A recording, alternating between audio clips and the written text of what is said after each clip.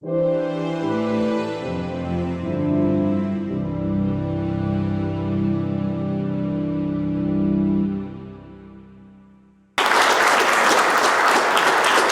Grace.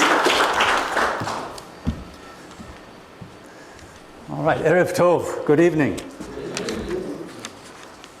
So when Tracy asked me to share a little bit about Israel, I thought it was fitting, since in a lot of ways, this is where our faith started, of course, in a little tiny country and the eastern Mediterranean seaboard. Can you see Israel up there on this Middle East map there? The Mediterranean, you hit the east, there's Lebanon. Israel, they say, is about the same amount of square footage as the state of New Jersey. Yet it makes a pretty big splash in the news for that size of a piece of real estate. And I think it's fair to say the reason that Israel is important is because the true God has said, watch, I'm going to make myself known in a real way on your real earth, the earth that God made, a real place. He's going to make his name known, himself known in a specific place. And it's not a coincidence that the place that the Lord chose to do that, humanly speaking, maybe it shouldn't really be significant. Especially that can be said about the city of Jerusalem. The city of Jerusalem it's out of the way of everything. By the way, I see my kids have showed up too, real quick.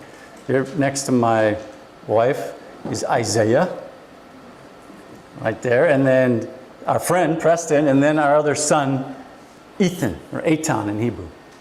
Our kids were born in Israel, and I think we have another kid back there. My wife is waving another daughter upstairs or something. So it's not a coincidence that the Lord chose a small place, and that small place, there is a certain significance geographically to where that sits. You've probably heard before that it's a land bridge between 3 continents.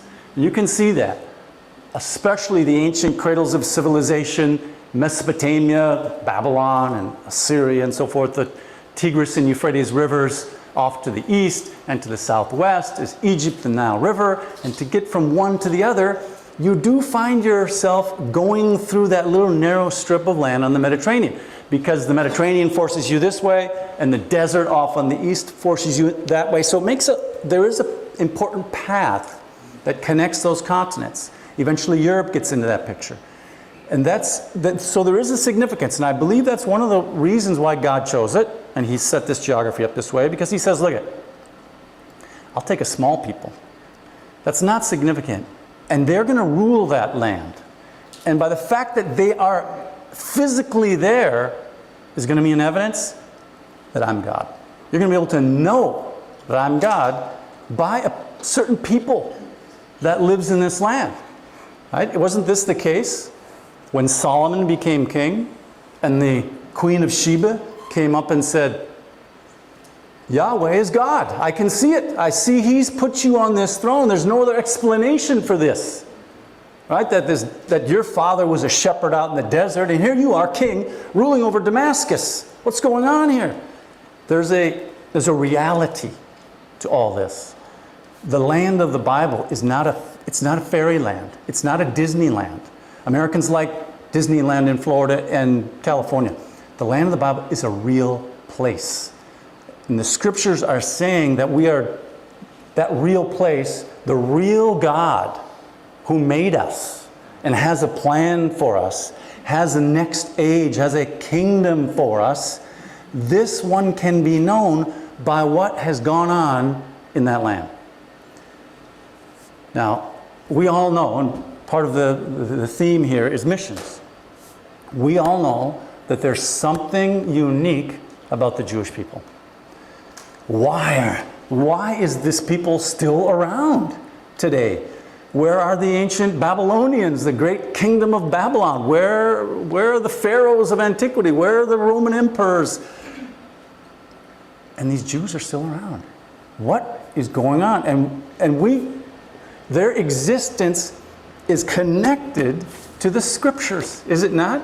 And to the God of these Scriptures. Like the prophet Isaiah is among those that said of this people, Israel, you are my witnesses. You are my witnesses. You're going to be able to see by what happens that I'm God. That's one way in which people of Israel are witnesses. But in another way, they become a testimony, the Jewish people become a testimony to the rest of the world that this is God. That Yahweh, Jehovah, they become a testimony, right? They become His witnesses that this is God. And I think that's even the situation with the Jewish people today. We wonder, as believers in the Messiah, I mean, we Gentiles have, there's one or two people in here that have a Jewish background. But basically, I assume we're mostly Gentiles in this room. We Gentiles would have no idea that there is a king to come who's going to rule over this earth, that he's anointed by God. It's foolishness to the Gentiles, like Paul says. It's a Jewish idea. Okay, I say it's Jewish, but it's God's idea that He's told us through the Jewish people. They're the ones who know that there's going to be this king. And one of his titles is Messiah, and one of his titles is Son of God. They're the ones that know this. We Gentiles, we messed it up. The bottom line is we messed it up. We've taken that Messiah and we've made Him into whatever we wanted to make Him. It's so complex you can't even explain who He is anymore. One of the themes I want to say today, folks, is we, as believers, as Gentile believers in this Jewish Messiah, we need the Jews. I was sitting there at the theological conference last May, it was, listening to Dale, Tuggy, Dr. Tuggy, and Keenan, and Sean, and I think maybe Anthony was there, and they're talking about ousia, homoousia, and hypostasia, and I'm sitting back there saying, you know what? We need the Jews. The Jews, if we can get some Jewish people to really understand this, they'll straighten us out. They will. They really will. And this is one of the things, and something my wife said that kind of prompted me to think this. I'm going to pray. We're going to pray that the Lord will work in 3,000 Jewish, Israeli, I think I'll say Israeli, hearts to bring them to a knowledge of who their true God is. Shema Yisrael. Adonai, we usually say, Echad, He's one, and His Mashiach. 3,000 like on the day of Pentecost. That will change us. If the Lord will bring 3,000 of these Jewish believers that really know who their Messiah is, they'll help straighten us Gentiles out. They'll tell us, you are mistaken with all this interpretation you've come up with since the 2nd century AD. Okay, now that's just a little introduction, and I do want you to ask questions. I want to leave some time for questions because the history of modern Israel is very interesting history. I think if you study it and you start to read it, wow, this is amazing stuff, how the modern state of Israel came to be. One of the things before we leave this map is I do want you to note, and the religious Jewish people know this. The religious Jewish people, they know this. The Gentiles are clueless. The Gentiles are going to be wrong. Geographically, Tetzeh Torah Mirushalayim. The teaching will go out from Jerusalem, and the word of the Lord. Teaching will go out from Zion, the word of the Lord from Jerusalem. That's where God has made His revelation. That's where truth is going to come out. That's the depiction of the kingdom. It's going to come from Jerusalem. Now, where does this idea of 3 persons in one essence, or one essence in 3 modes, and all the other explanations, where does it come from? It does not come from Jerusalem.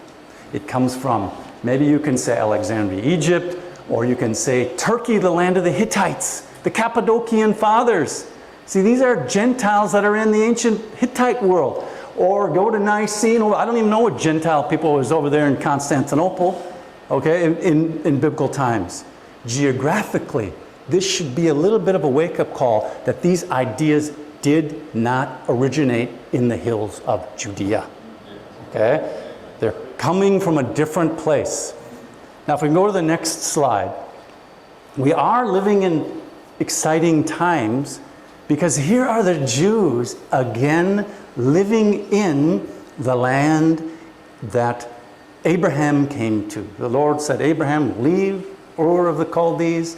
I'm going to bring you to a place. And he comes to the land of Canaan, it's called at that time, to a city called Shechem. And the Lord says, all right, Abraham, your descendants are going to inherit this land. And I think the Lord put his name on the line when he did that, because you can see historically that to a certain degree that has happened in different historical periods. I do believe we're waiting for that real final time when we'll see that happen. But when the Israelites were in Egypt for 400 years, the descendants of Abraham, who didn't have one child, remember he was childless when that promise was made to him, that by that time, 400 years later, the descendants of Abraham had become a people, a nation, and they were miraculously brought in and plopped down in that land which God promised to Abraham. And scholars debate over the origin of the Israelite people. Did they come out of Egypt? And believe me, secular people, they don't want to see God come, the Israelites coming out of Egypt. They want to make up all kinds of other theories. Because why? Because otherwise, there's reality to the historical biblical account of some early father whose children and descendants then come and take over a land and name it after that father's grandson, right? Israel land, the grandson of Abraham. I mean, this is amazing. And this is what the book of Joshua is telling us, that God fulfilled his promise. It wasn't the Israelites' power that inherited the land. It's inheriting land. You see the same story? This was God's promise to Adam. The earth is for you, Adam. You're going to rule it. And we see that same theme with the Israelites. God says, here's land. You human beings, you're my people. You're going to inherit land. And I like to make the point that the promised land, it's really a paradigm for the age to come, the world to come. It's not to angels that God promised the world to come of which we are speaking, right? But to human beings. See, the Israelites were a picture of that. And God can make good on his promise. We're to see how God made good on his promise to Israel in the days of Joshua. And we can take confidence that he can make good on his promise to the meek that will inherit the earth. Right? So Israel becomes a paradigm. The possession of the land of Israel is a paradigm. It's a promise, a picture of the possession of the land of the people of God of this whole earth. So it's exciting. We're in exciting times now. Israel's 70 years old. It became a state in 1948. 100 years ago, Christian people were thinking, okay, what's going on here? The Jews are interested in the land again. And some Christians could look at the scriptures and see, there's a Jewish presence in the land at the end of the age before Jesus comes back. And they predicted even, they could see from the scriptures, they expected a Jewish return to the land. And it's happened in our time. This is an amazing time.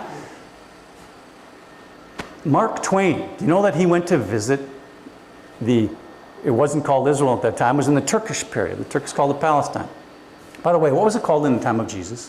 What was the land called? Was it called Palestine in the time of Jesus? I want to put this because when historically, if we talk about the time of Jesus, if you told Jesus he was in the land of Palestine, he wouldn't know what you're talking about. Okay? You remember when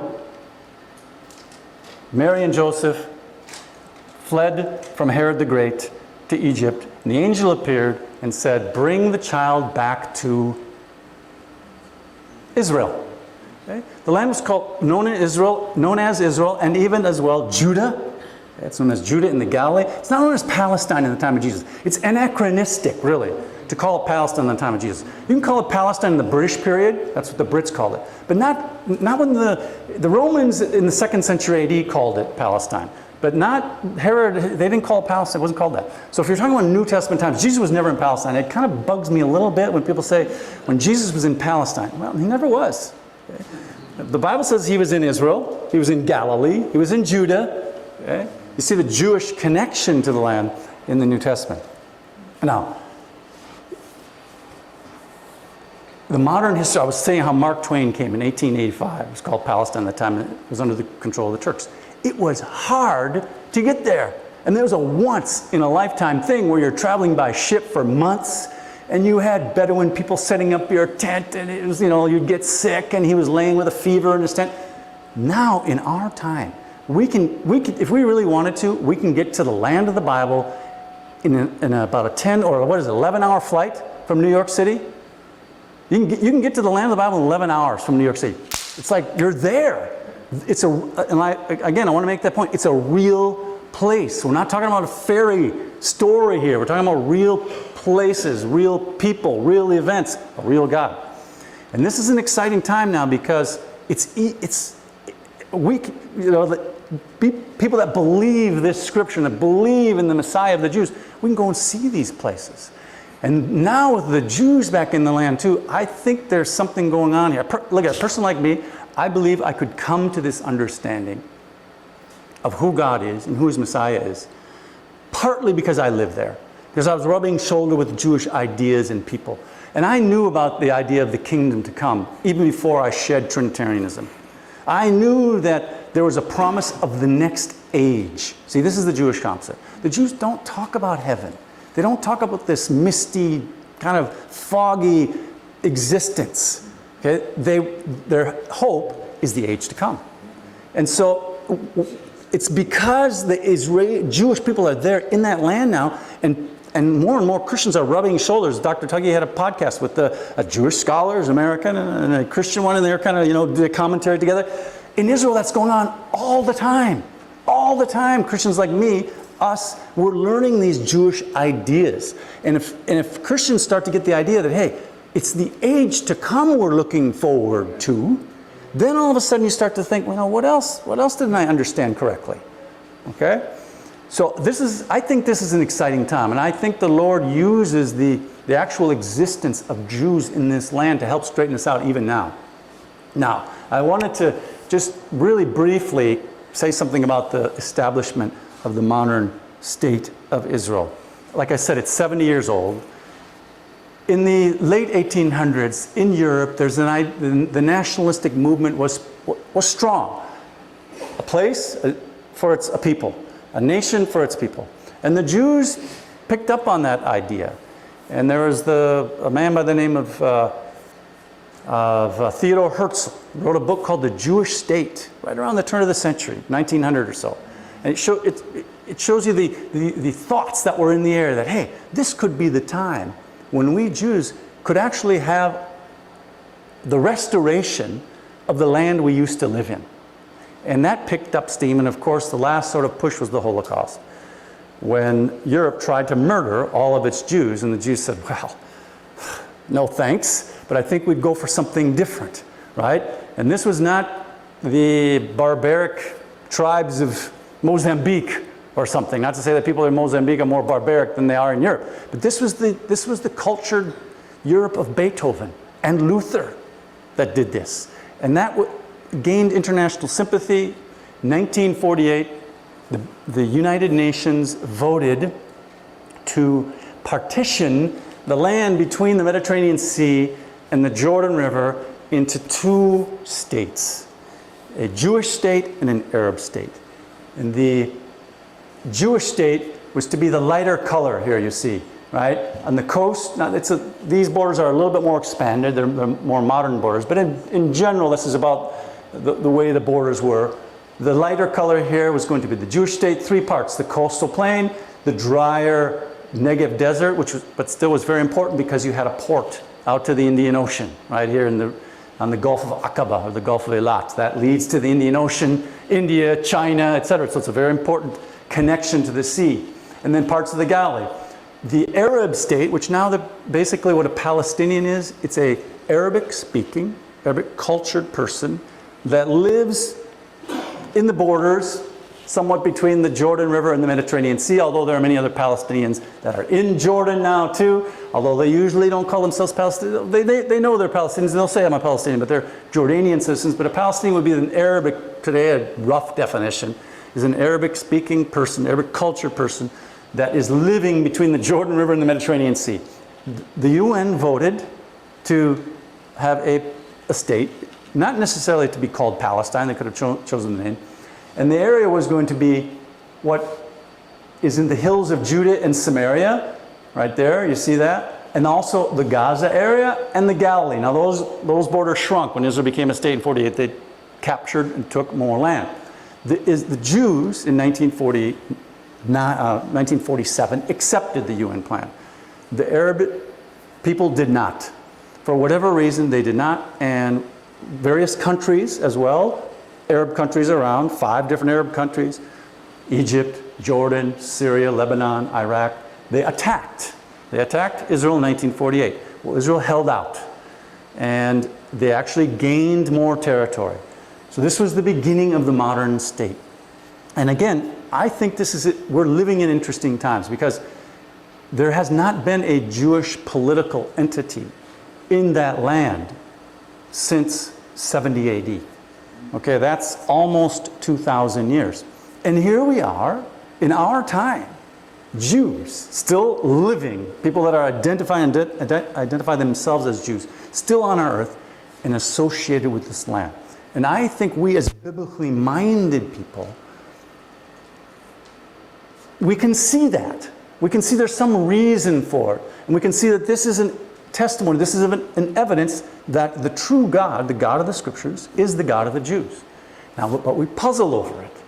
We're not the only ones who puzzle over it. Why don't these people in the main, why didn't they accept their Messiah? We wonder why. They were wondering why in the time of Paul. He takes 3 chapters in the book of Romans to explain this situation. And one of the things I think Paul says in the book of Romans, maybe let's just flip to it real quick. In Romans chapters 9, 10, and 11, Paul really goes on to say, okay, what's going on with the Jewish people? Has God rejected his people? And what's Paul's answer? Far be it. Okay, God made a promise. All right? But God also said there is going to be an unfaithfulness among this people. And there's actually going to be a blindness upon them because of their unfaithfulness. In Romans chapter 10, for instance, here's a good mission statement, Tracy. I'll look at verse 14. How are men to call upon him in whom they have not believed? How are they to believe in him whom they have never heard? Some of the things that were said today. The declaration of the kingdom of God, the promise of this age to come, of the atoning work of Jesus on the cross for us. How are they going to believe if it's not heard? And how are they to hear without a preacher? And how can men preach unless they are sent? As it is written, how beautiful are the feet of those who preach good news. But they have not all obeyed the gospel, for Isaiah says, Lord, who has believed what he has heard from us? So faith comes from what is heard, and what is heard comes from the preaching of Messiah. And then Paul goes on to ask, now did they hear? They needed to hear. Did they hear? He says, yes, they heard. Right? The voice has gone out to the ends of the earth. Did they not understand? See that in verse 19? The message was proclaimed to them of this crucified Messiah. By the way, not a deity Messiah, not a God Messiah. If there's one thing that's very clear in the New Testament, it's not the deity of Messiah that the majority of the Jewish people rejected in the first century. That's not until the second century when they were right. Right? When Christians started to say that Jesus is God, and the Jewish people said, oh no, he's not. The Messiah is not God. They were right. But what they are rejecting here is the crucified Messiah. Just like Paul says, we preach the Messiah crucified. A stumbling block to the Jews and folly to the Gentiles. That's what was the difficulty. And I'll go on to say, I think what we have done in modern times, yes, we've built another huge wall around the gospel message. That isn't the gospel message, but that Jewish people look upon and believe it's the gospel message. This idea that Jesus is God. It's not the New Testament. That's not the reason they rejected the Messiah. Not all Jews did, of course, right? We know of this message because of Jews. Paul's a Jew. Peter's a Jew. These are all Jews that bring us this message. It goes without saying, of course, that Jesus is a Jew from the tribe of Judah. So did they not understand it? Right? He says in verse 19, he says, oh yeah, they understood it. But then he says, I'm going to make them jealous and I'm going to make them angry. Because why? He's quoting from Deuteronomy. Why? Because the people of Israel made God jealous they made God angry with their idols. And Paul, what is Paul is saying here in Romans chapter 10 when we're looking at it? He says the blindness of Israel was predicted. I told you this was going to happen, God says, or Paul is telling us that God said. I told you to expect an unbelieving Israel. And then he goes on to explain that part of that plan through unbelieving Israel was that the message would then go to Gentiles. Now, this is how he's going to put this together. But is that where he leaves it? Is that where Paul leaves Israel in an unbelieving state? Now let me ask you, can you think of verses or references where there's an expectation that the Jewish people will know who their Messiah is? Can you think of verses? I think you know that. I think you do. You have in our mind, we even though you can't pinpoint a verse right now, I'll help you in a second. We know that there's something in the scriptures that the Jewish people are going to come to understand who the Messiah is. You can continue on right here in this section in Romans, for instance. Go to chapter 11. After he tells about Gentiles, don't boast. All right? Don't boast. Because if he removed some and grafted you in, he can remove you too. Don't boast. It's not because you're greater or something like that. But then he says, verse 25, lest you be wise in your own conceits of chapter 11. I want you to understand this mystery, brethren. A hardening has come upon part of Israel. See that? Part. It's not all. There's always been a remnant of Jews that have believed in Messiah.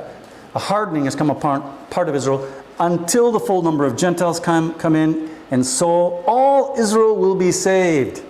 As it is written, the deliverer will come from Constantinople. No, oh, sorry. The deliverer will come from Zion. So we see scriptures like that, where even here he says all Israel. Now what does he mean? Does he mean every little last single one? Probably not. But he sees some kind of a great return of this people to the right relationship with their God. And we expect it. So now we've got the Jews here, they're back in the land, and we as believers wonder, when's it going to happen? How's it going to happen? And honestly, I don't know. I really don't. I wanted to say a little bit about the modern situation of Jewish belief in Jesus in the land of Israel. There are about, depends on who is making the estimate, between 10,000 and maybe 20,000, call them Messianics. Okay, that's the title that Jewish believers in Jesus go by in Israel. It's the word Christ, but in Hebrew, right? Messiah. I'm a Messianic. I'm a Messiahist. Follower of the Messiah. Messianics. Now, how many people live in Israel? I think Tracy mentioned around almost 9 million. Okay, so if you say there's 10,000, that's like less than one. It's about a little bit more than 1 per 1,000 people. One person, if you had 1,000 people in some auditorium, one of them would be a believer in Jesus. So it's a very, very small percentage. Okay, maybe some of the higher estimates, if you go to, there's 20,000 Jewish believers. That's high. That's high. But if you want to go that much, that'd be like 3 Jewish believers per 1,000. So it's a very, very small minority. Okay. Now, so what's going on is that, and now, in my understanding, most of those Messianics believe they'll insist on some way, shape, or form the deity of Jesus. They'll be hesitant to call themselves Trinitarian. Why? Because somehow that gets them associated with the Catholic Church. To most Israelis, maybe they go to the next little slide, or back to that same slide. Wow, that's pretty fancy. You guys can come up with those verses right like that, huh? Okay. Go back to the slide with the pictures of the people around, okay? The second one, the next one. You see, Israel, back up one. Israel, as the geography, the land is varied, so are the people. So are the people. They're not monolithic any stretch of the imagination. Here, as people are going to serve in the army, you can see they have Ethiopian Jews now. These are Arabic girls right here, because out of the 9 million people that live in Israel, about 2 million are Arabic. So it's like a little bit more than 20% would be Arabic.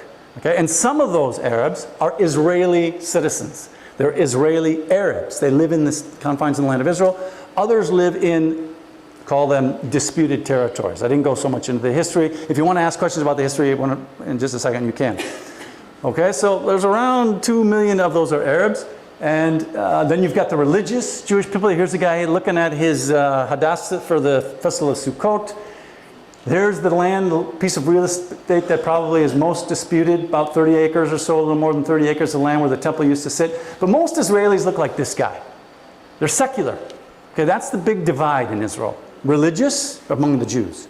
You got religious, around 25% of the Jews, right, of those 6.6 million that are Jews, 7 million that are Jews.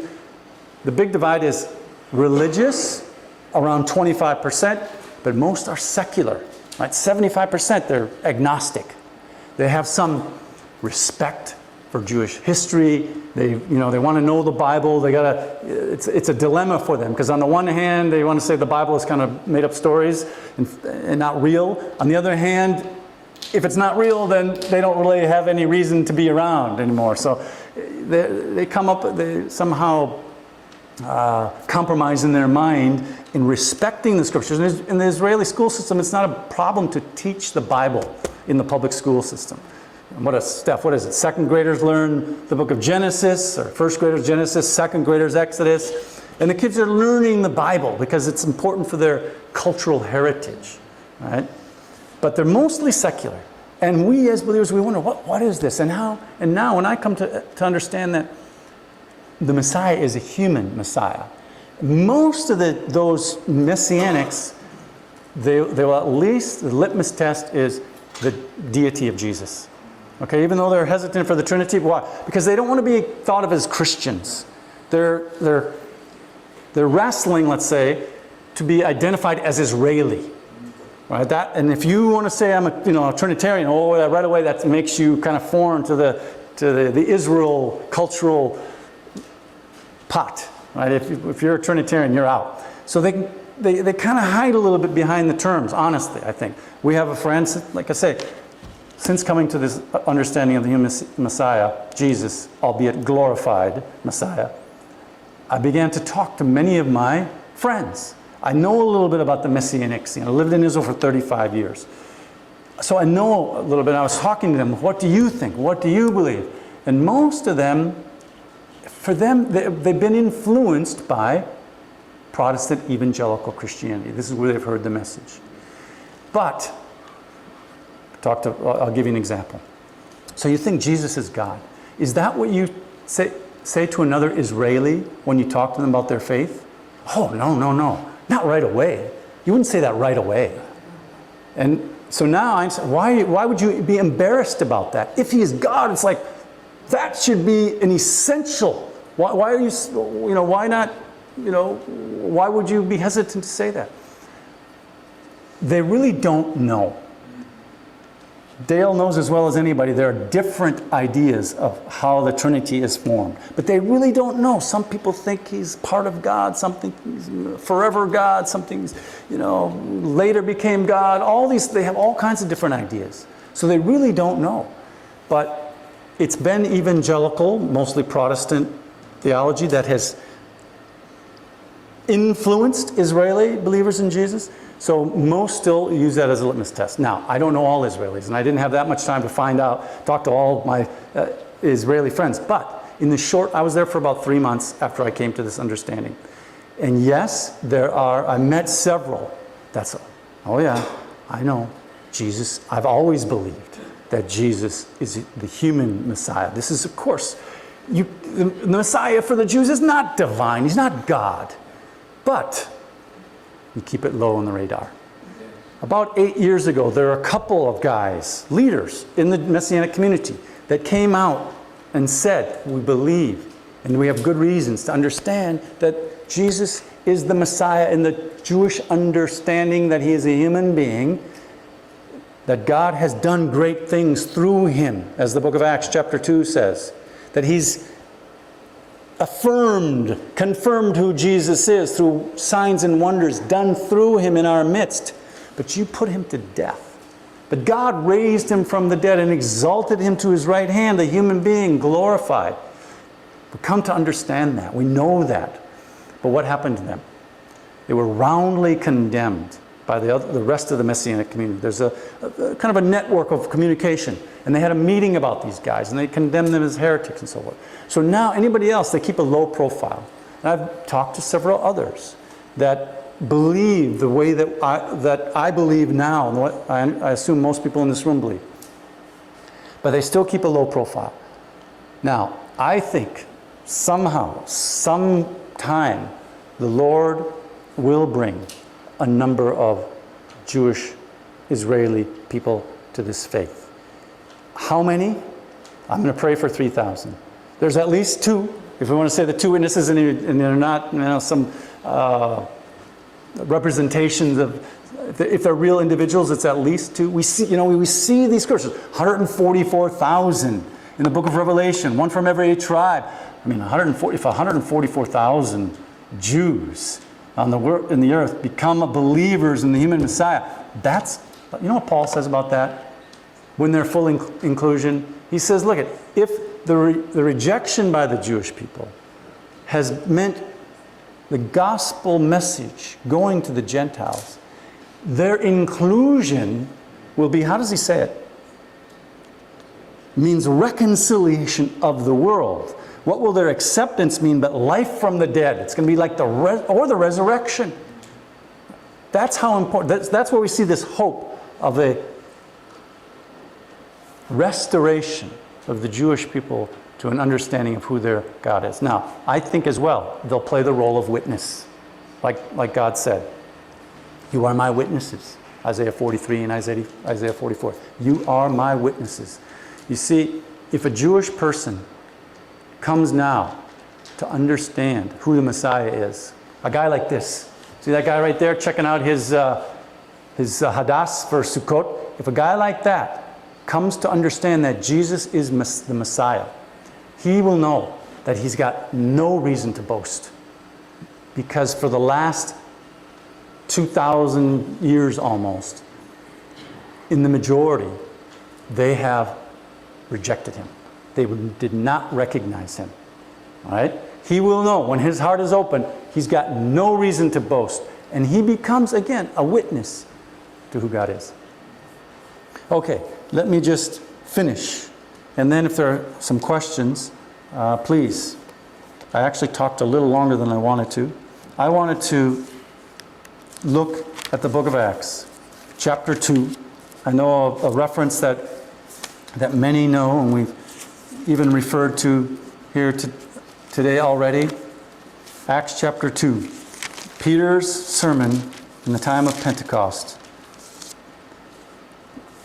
He starts out in verse 22 saying, men of Israel. Men of Israel. And we can hope for this even now. Men of Israel, hear these words. Jesus of Nazareth, a man attested to you by God with mighty works and wonders and signs which God did through him in your midst.